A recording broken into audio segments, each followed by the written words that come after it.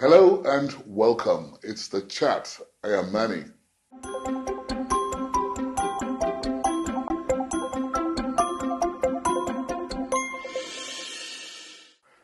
My guest on the program this week is arguably Nigeria's foremost fashion designer of our modern era.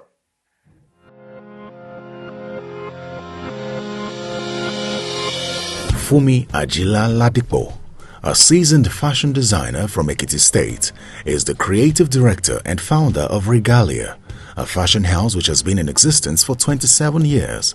Her creative design style is referred to by many as Afrocentric, simple and elegant. Her mother was first to discover her fashion sense and helped her to develop the craft. She studied fashion and textile designing at the Yaba College of Technology, Lagos, due to her inclination to arts and her love for fashion. At the age of 24, she started her business and became the Fashion Designer of the Year, 1987-1988.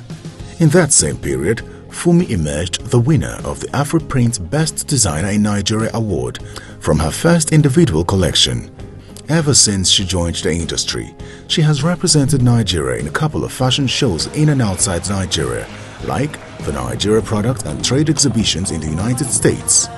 She was also honored as an ambassador for culture and tourism in Ekiti State for her role in the enhancement of the Nigerian culture. She ardently believes in supporting Nigerian local and small-scale businesses, a position which informs the use of our local and indigenous fabrics for most of her designs. She prides herself in making her designs with Nigerian fabrics and also mixes it up with denim and other complementary fabrics. Her fashion house has evolved to be one of the biggest in the country. On May 7, 2014, she became the president of the Fashion Designers Association of Nigeria, FADAN, and has held the position for 2 tenures consecutively. She is married to Rufai Ladipo, whom she ran into at a fashion show. They are blessed with children and grandchildren.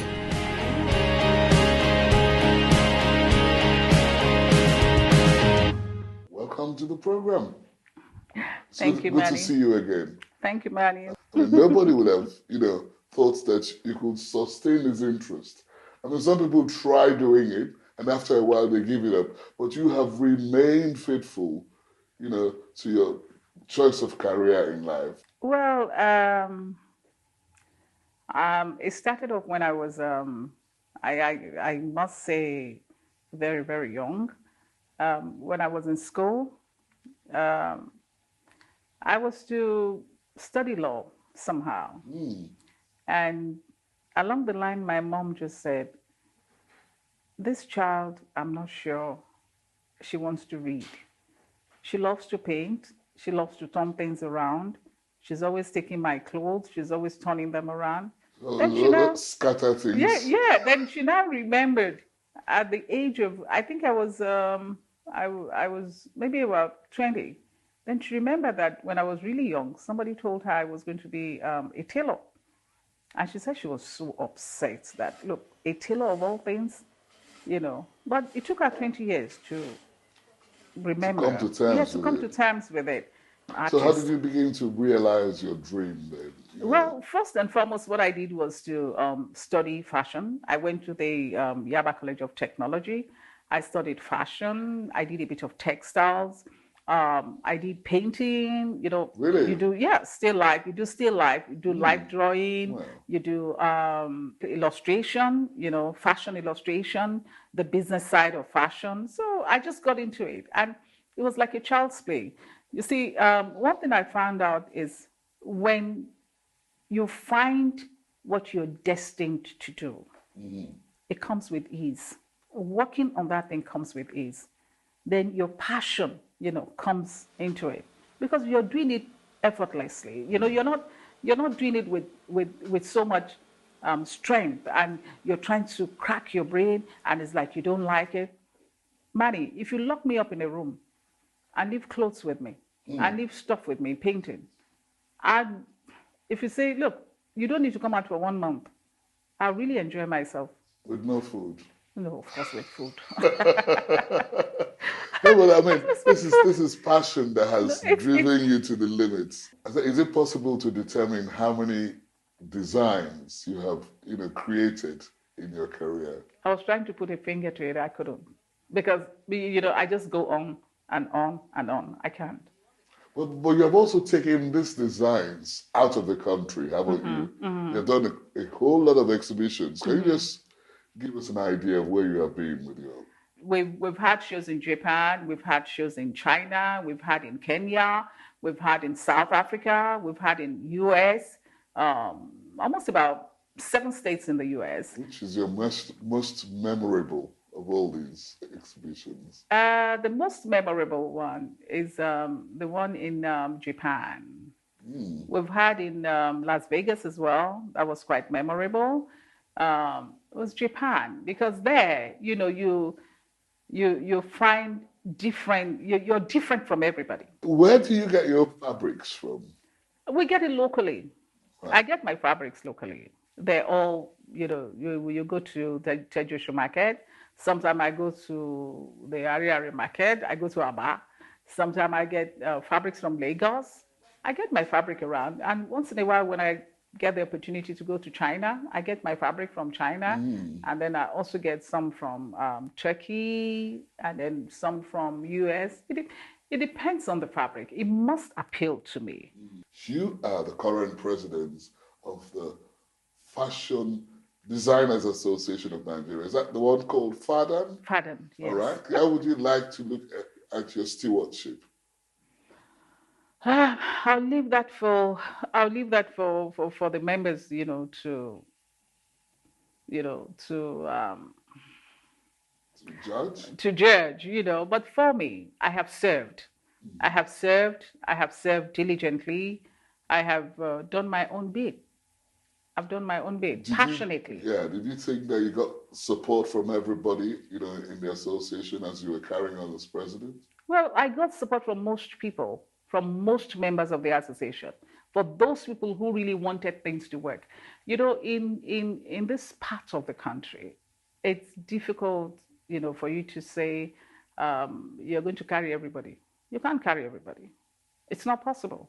But all you need to do, as long as you know what you're doing is right, and then you have the majority of the people working with you, and you're working for the benefit of the common man. Do you think that in your 2 terms in office, you have achieved what, you promised? I think I've tried. Maybe I haven't done everything. On a scale, where would you put it? 50%, 70%? On a scale. If you want to assess self-assessment?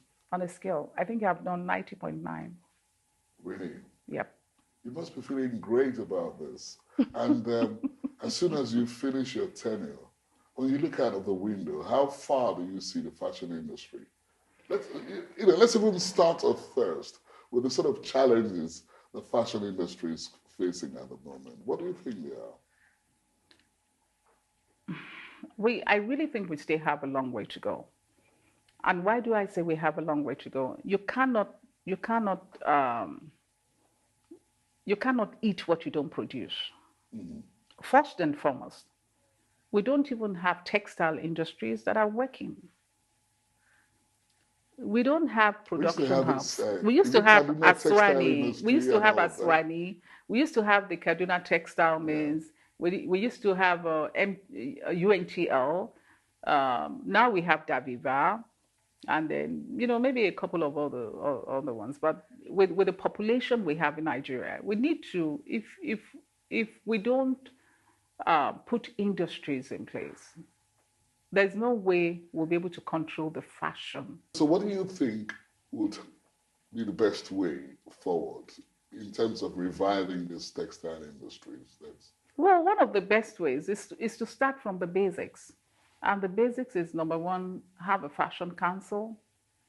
If possible, if you have a textile council, go ahead, have a textile council, but have a fashion council. And make sure you have production hubs in place. Make sure people are properly skilled. It's going to reduce a whole lot of employment. When you say skilled, are you saying people have inadequate training? A lot of people have inadequate training. But there's a college of technology, where people are supposed to graduate how many people are coming out from there and getting jobs?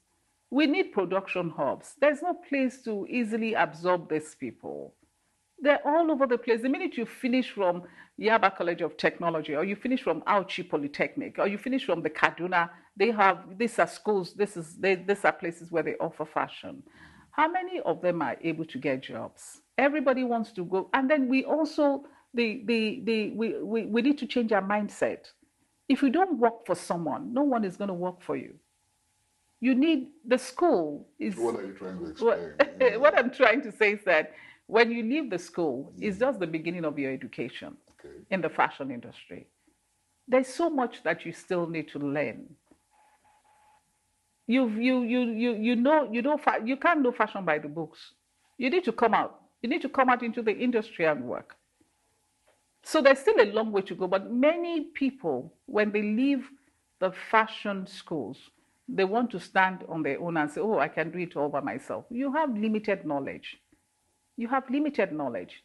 The fashion industry, when you look at top fashion designers around about the world, you find out that they're old people, they've been in the industry for so long because you learn every day. Creativity is about learning every day. There are new things that comes up every day. You have to be able to absorb, adapt, and then be able to deliver. Let's even talk about you. When you were growing up, which fashion designer was inspiring you? I mean, first of all, here from Nigeria, and then Yeah. maybe outside Nigeria, yeah. Well, at that time, there weren't too many. There were not too many You had designers the around. Mofetti, Yeah, the Mafechi, yes, yeah, Mofettis but and we the, had, yeah, but I had my mom there, your mom was, Labanella. No, well, not my well, oh, my mother Labanella, in the yeah, yeah. industry, Yeah, yeah, yeah. Princess Okay. Folario, Is Princess she still Abba in Folario. Oh, fashion design? yeah, she still, well, she does. She makes her clothes. Okay. She makes her clothes. You are one of the icons of modern day fashion in Nigeria. But are there any one of, some of your contemporaries that you think you admire, for their creativity? It can't be all you alone in the fashion industry, is it? There's so many. There's Yeah. so many. I admire Diola Sego. Okay. She's doing extremely well. I admire her work. I admire Larry da Silva. I admire Ichembasi. I admire Kola Kudus. I admire Modella. There's so many of them. There's so many of them in the industry. Araiwa. There's so many of them. They're doing great things. You have a friend, a very close friend of yours. It's Yes. like you're 5 and 6. Everybody knows that there's nowhere in social circles that you'll see a Fumi Ajila without seeing Abike Dabiri. I mean, you're great friends, aren't you? Yes, we are. And for We're so childhood long, friends. too. Yeah, childhood friends. Tell me how you met. I think it was in school a long time ago. And then I think, yeah, in school a long time ago. And when she was in NTA, when she was, A reporter. yes, a reporter, I used to clothe her. When she was going to get married, I made her dress, so. I hope she has paid you back for all that. Yeah, because She has, she has, she yeah, has, she has. She's a sweet girl. She's a sweet girl. definitely. I She's mean, a sweet. She's a very hardworking. She's one person that I really admire as well. She's done so much for herself, and she's still working as she is. She's a very compassionate person and a very determined person to how come make she has something out not of her life. lured you out of fashion into politics? Who is going to clothe her? Oh, Who's going to make her dress if she does that? Yeah. well, this is a question I'd like you to look at. Where were you when your mother died? And how did you get the news anyway? I was with my mom. When she was going to pass on, I was with my mom. When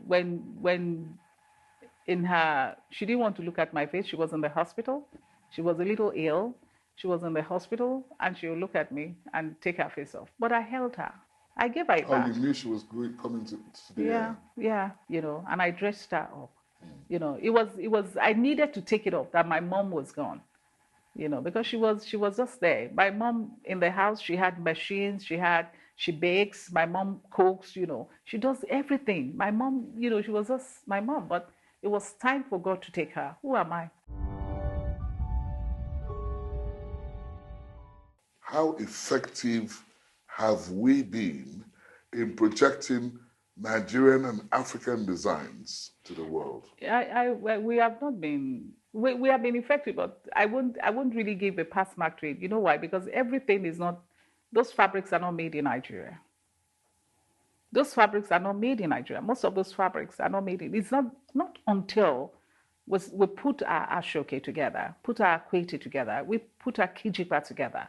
That's when we can, and then probably have an industry where, we make our own fabrics, where we can dictate our own colors, you know, because some Are they of going to be different from the primary or primary colors, or how do Oh you yeah, think? there you have colors, abroad in other, in the Western world, they have summer colors, they have autumn, they have spring, they have winter, they have all that, not until we're able to say, okay, green is a color in vogue, and we're going to have shades of green, or we're going to have, orange, color. We're going to have aquamarine color, not until we have our own fabrics, and we say, okay, well, a lot of people are trying now, at least the ashoke. You can see them, at ceremonies, it's for brides and stuff like that. Yeah. And it's very They're doing great, colorful. very colorful, very beautiful. Very But beautiful. we also should be able to do it in such a way that we can make it lighter. We can work with our cottons as well, and then make sure that the products are from Nigeria, so that we can, save some money in this country. I've seen And some designers attempts to make, English suits in, traditional African fabrics, yeah, isn't it? yeah, But it hasn't really caught on. yeah, because the fabrics are too thick. Because those fabrics are thick, they're very thick. When you touch the suit, the normal, cotton suit, it's real cotton. They're thick. Sometimes they use ashoke. They use some people use Ankara. And it still comes out And then well. again, what I've observed is that we don't have too many runway shows here in Nigeria. Why is that so? It's quite expensive to have a runway show. It's quite expensive. The logistics and everything is quite expensive. And how many people can afford that? When like we had a show last year, um, we spent a lot of money, and this was generated from patrons and from sponsorship, and I mean, if you keep going back to them all the time, it will get to a time nobody's going to really. There are several hundreds, if not thousands, of fashion designers in Nigeria who are not even registered with FADAN. True. What do you intend to do about this? Well, we just awareness. A lot of them want to register. Um, it's awareness. We just have to try and reach out to them. But right now, we have chapters in round about Nigeria. We have Delta State, we have River State, we have Ondo State, we have Kaduna State, we have Abuja, we have Jos, we have Lagos, we have So what was the Benue. strength? What's the strength of your membership now? Well, the strength of our membership now is getting close to, if not up to 5,000 or more people around about Nigeria doing one thing or the other. People who are in craft, people in fashion, I mean, in clothing, in manufacturing, we around about 5,000, but, the creativity or the manufacturing world is a very busy world. Is a world where you need to be there to see to things from beginning to the end. Most especially when you don't have power And it's even very seasonal here. You see tailors get very busy towards during Christmas and Christmas, all those festive festive period. periods. Why is that so? Well, probably that's when people, but that's when people really go on holidays and they gather money together, and it's a celebration time. We have, that's our own season. Christmas time, Easter time, Salah, and weddings. There are weddings every weekend. People are celebrating. Nigerians, we love to celebrate. We're always celebrating. We're hardworking people. At the same time, we love to celebrate. So the perception that, fashion designers, they are the most unreliable people.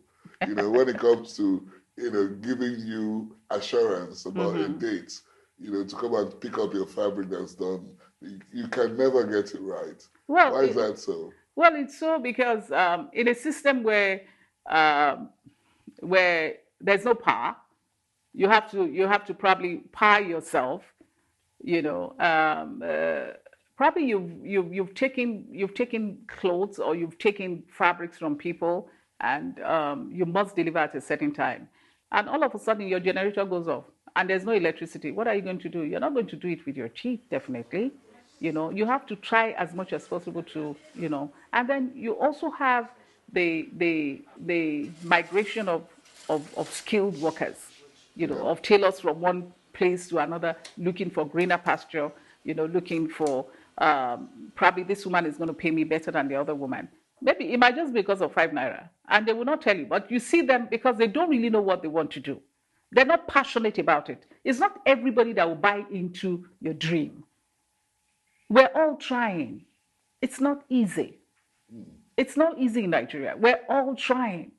Where you do everything yourself. That's why we need to have a production hub. If you have a production hub, if we have production hubs in Nigeria, where you can take your things to and they can do them properly, they will do it properly. They will monitor and they will come out with good, finished, very good finished product.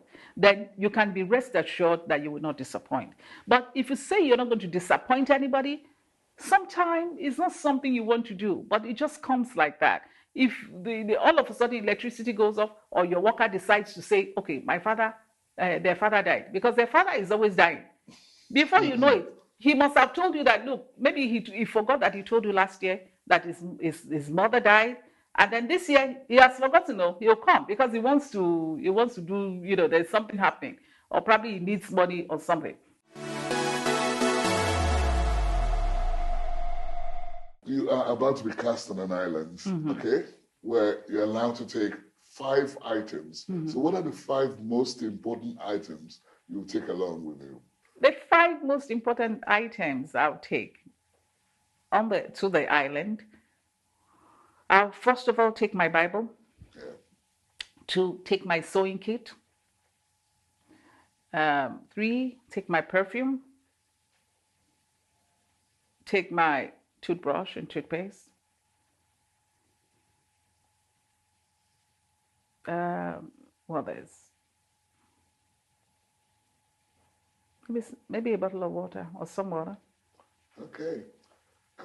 Fair enough. This is just a survival, experience. When you are not sewing, creating designs and all of that, what do you do in your pastime? What in your spare time, rather? It's like, what are your hobbies? What do you enjoy doing apart from, creating designs and the rest of that? Voice training. Pardon? I take voice training. I sing. Are you good? I'm trying. Can you do us something that's not like to remember you for? I sing because I'm happy. I sing because I am free. His eyes, He's on the spiral, and I know He watches over me. That's brilliant. What do you think you would have made more money, singing or fashion? Fashion. It's been nice talking to you, Fumi Ajila. I've enjoyed the pleasure of your company. Thank you. And thank you for affording us your busy time. That's it on the chat this week. My guest has been Fumi Ajila Ladipo, Nigeria's foremost fashion designer. I am Manny. See you next time. The Chat is produced by Channels Television. You can watch it again online. Just visit our social media platforms: Twitter, YouTube, Facebook.